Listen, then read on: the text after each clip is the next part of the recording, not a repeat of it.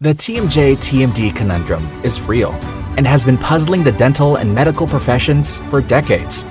This is the TMJ-TMD Demystified podcast with Dr. Tony Urbanek, where we'll connect the dots between TMD symptoms and the actual cause.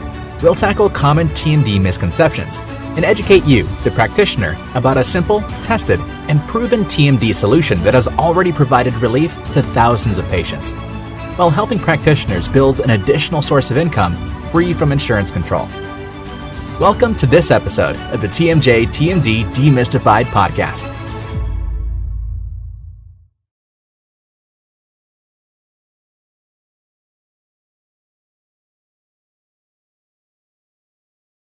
Hello, TMD warriors. Good day to you all. Thanks for being here and sharing a little time with me and me with you to talk about TMD Demystified. I am Tony Urbanek. Today's topic and title, very important, actually extremely important on this whole issue. It can actually rest as the most important topic of the entire issue of the solution for TMD. I say that sincerely. It's not hyperbole. The title is, What is Joint Splinting and Why is it so important when treating TMD, TMJ? What is joint splinting and why it is important in actually understanding and being able to treat TMD, TMJ successfully? All right, well, let's define joint splinting. If you are to argue with me, you must first define your terms. Voltaire. All right, so joint splinting is a euphemism used by orthopedic surgeons to describe how a joint is splinted, in other words, held motionless or attempting to hold it motionless when the joint is inflamed.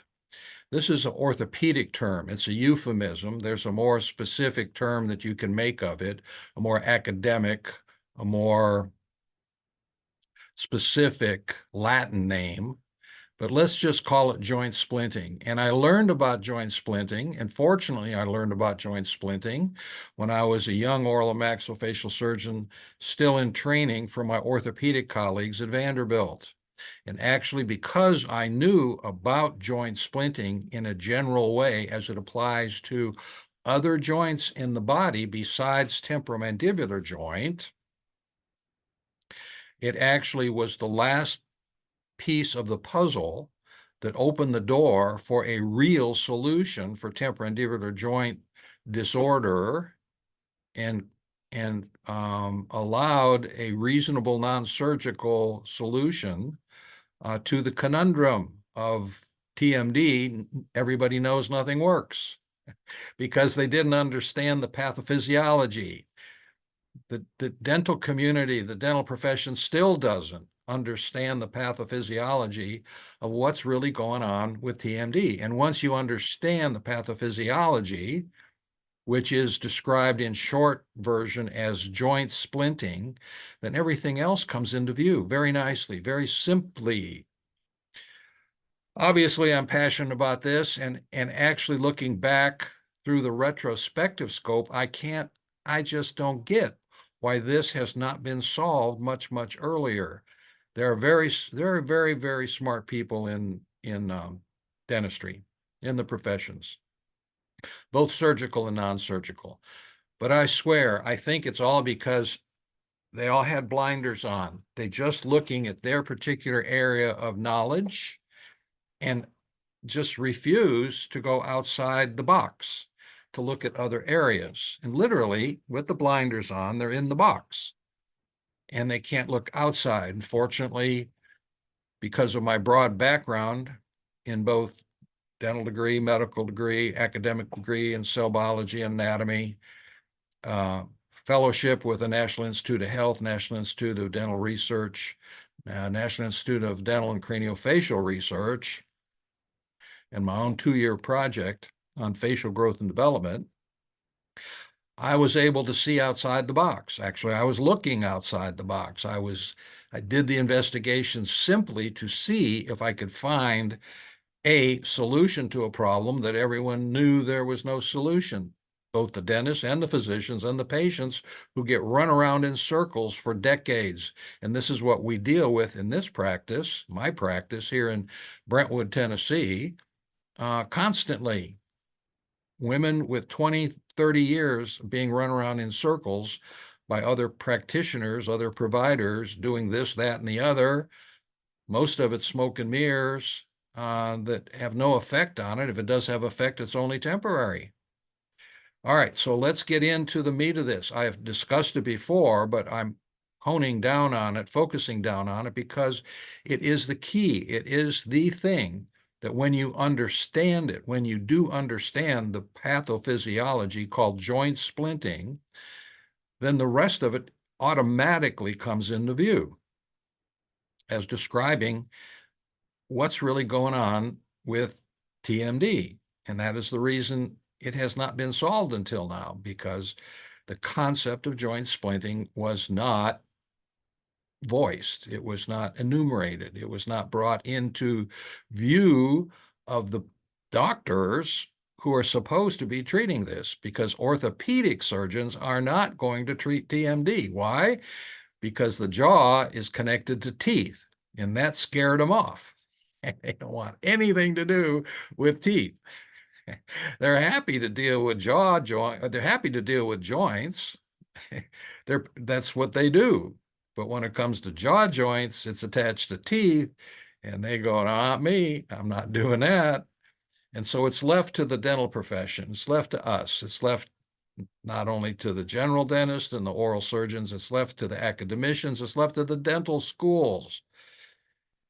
And if anyone out there would like to help bring this little bit of common knowledge into the dental schools, it would make a huge difference. So here goes. I'll say, we'll talk about it once and we'll go through it maybe again for emphasis. And then I'll just let it be and discuss, the relationship with joint splinting to the rest of the treatment, which is truly, truly easy. Joint splinting is nothing more, nothing less than when a joint, this applies to all joints in the body, every joint, there are no exceptions. You were taught in dental school, this TMJ is unique, difficult, complicated. That was a big lie. It is not truthful. It just doesn't apply at all. This joint operates like any other joint in the body. It's called a gangliomo-arthrodial joint, and because it has a fancy name, everybody thinks it's complicated. No, it's not complicated. But joint splinting is very simple. When a joint, any joint, hip, knee, elbow, temporomandibular joint becomes inflamed, damaged, damage creates inflammation. If the inflammation doesn't solve the problem in a reasonable amount of time, it becomes chronic inflammation, which changes to a great degree the composition of the inflammation itself. Inflammation is a very, very complicated issue, hugely complicated. We know a lot about inflammation.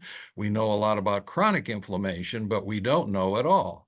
But when a joint becomes damaged for whatever reason, and in the temporomandibular joint, there are only 3 causes of damage. I've discussed it before. I'll enumerate them now. The causes of damage to a TMJ are bruxism, punching and grinding, acute trauma of various kinds, and functional malocclusions of their various kinds. So we'll just leave it at that. I won't try to define each of those, but those are the only causes of damage to the temporomandibular joint. Once it becomes damaged, it becomes inflamed. Inflammation is nothing more than the body's attempt to heal. That is what inflammation is. Inflammation is the body's attempt to heal. When it doesn't heal, it becomes chronic inflammation, meaning it goes on way, way past the level where it's supposed to have been complete and finished healing. Now you have chronic inflammation. When a joint becomes chronically inflamed, it sends a signal, a autonomic nervous signal, sympathetic portion, to the brain, specifically the brain stem, announcing that it is inflamed. The brainstem then takes this information, modulates it, and sends a signal back down through the autonomic nervous system to the muscles that move that joint. If there's only two muscles that move the joint, then it sends signals to one or both of those muscles, maybe not simultaneously. In the case of the mandible, there are multiple muscles, bilateral muscles, that work in unison to move the jaw for chewing and speech and swallowing. And therefore, the muscles get signals to tighten, to constrict, to tighten up, constrict, so it doesn't move that joint.